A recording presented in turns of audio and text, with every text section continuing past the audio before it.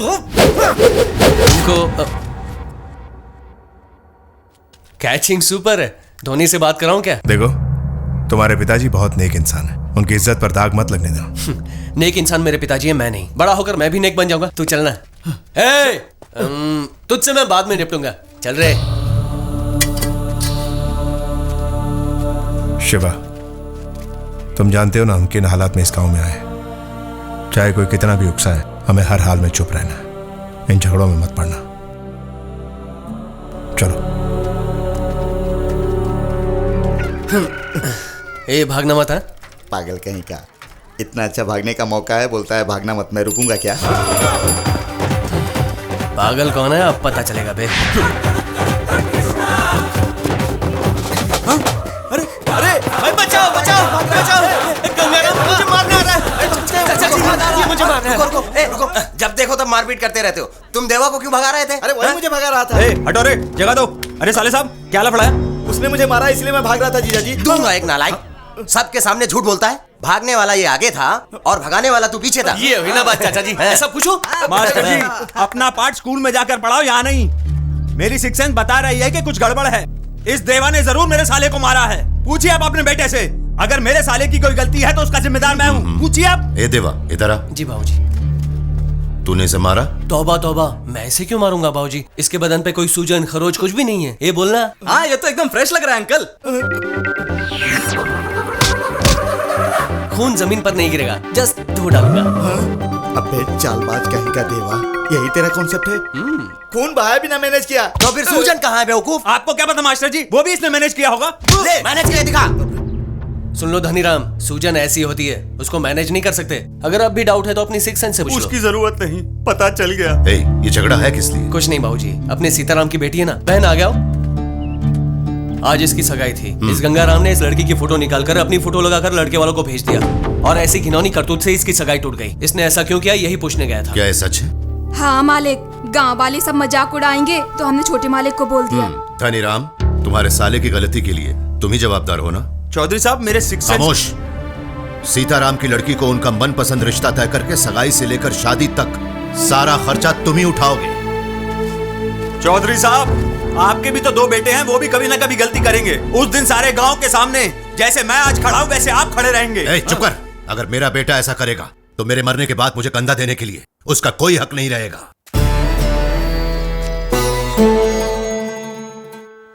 भद्राचलम सीतापुर जाने वाले सब आ जाओ। वहां कौन खड़ा है? गोदावरी में इसका कुछ खो गया क्या? अरे चाचा, क्या हुआ?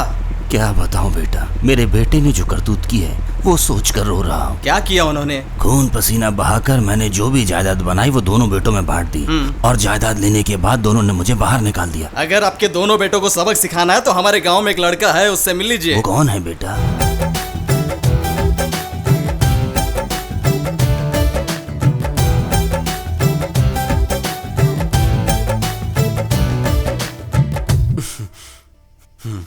चार शीशे, 10 टी कप्स और कलर टीवी, ये सब क्या है? उस देवा ने डैमेज किया है ये सब।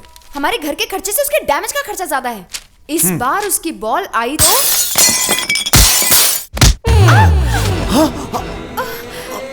वही है। हेलो, बॉल अंदर आया तो बाहर देना नहीं जानते क्या? अरे देवा, फिर से उस लड़की का कांच फोड़ दिया। शाम को हम लोगों को फुल पार्टी देना। कैसे बैठे हैं देखो, बंदरों की टोली। क्यों देर कर रही है? जरा भी मैनेज नहीं है तुम में, रोज यही काम है। और क्या करें, सुबह से ये लोग आ जाते हैं, तुम्हारे शीशे पे निशाना लगाते हैं। ये बोलना। पागलों जैसी बातें मत करो, ये तुम जानबूझ के करते हो। हाँ बिल्कुल, जैसे तेरा भाई बिल गेट्स है और मैं उसका सारा माल हड़पना चाहता हूँ। क्या बोलती है? क्या बकवास कर रहा है तू? जल्दबाजी में कमिट मत करना, मेरा कैरेक्टर तुम नहीं जानते। हाथ मिलाओगे तो जान दे दूंगा, और हाथ उठाओगे तो जान ले लूंगा। अच्छी तरह सोच लो। अरे बॉल मिल गया, चलो चलते हैं। चलो, टेक योर पोजीशन। हाँ दीदी बोलो। हेलो प्रिया, संक्रांति की छुट्टी में मैं घर आना चाहती हूँ, भैया से पूछकर बताओगी? इतना पढ़ने के बाद भी तुम नहीं बदली, घर आने के लिए भैया से पूछोगी? हेलो भैया, कैसे हो? मैं ठीक हूँ, त्योहार की छुट्टियों में घर आना चाहता हूँ। सोचता हूँ एक बार बाबूजी से बात कर लूं। अरे इसके लिए भी बाबूजी से परमिशन लोगे क्या? त्योहार के दिन सब एक साथ होंगे तो भैया और भी खुश हो जाएंगे। ये कोई गलत बात है, ये सोच के डरती क्यों हो? ऐसी बात नहीं, एग्जाम नजदीक है ना इसलिए। अरे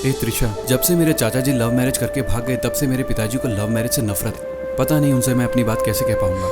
अब क्या होगा? तुम्हें ही कुछ करना पड़ेगा। तुम अपने भाई को मनाओगी और वो मेरे बाबूजी से आकर बात करेंगे तो मेरे बाबूजी इनकार नहीं कर पाएंगे, ठीक है? I'll try. मेरे भाई की बोट अब तक आई क्यों नहीं रे? देखो वो बोट आ रही है। चलो देखा। दीदी आ गई। जल्दी रस्सी फेंक। हाँ बांधो। ए देवा मेरे दीदी, हाय प्रिया। भैया कैसे हो? अच्छा हूँ देवा। ना क्लास मेंटेन करो भाई, किसी के भी साथ आ जाते हो। ठीक है चलो। ये तो कमाल हो गया दीदी। आज तो लॉन्च में बंदर आया है। क्या बंदर? ये ले बैग पकड़। अरे हाँ आजा, देखती हूँ मैं। ये मुंह मेरा, मैं कुछ भी बोलूंगा सबको चुपचाप सुनना पड़ेगा। देवा चलो चलो। भैया अच्छी हो ना? पढ़ाई अच्छी चल रही है ना त्रिशा? पढ़ाई अच्छी चल रही है। और भी अच्छे से पढ़ो दीदी, फर्स्ट रैंक आना चाहिए ताकि उन घमंडी लोगों का मुंह काला हो जाए।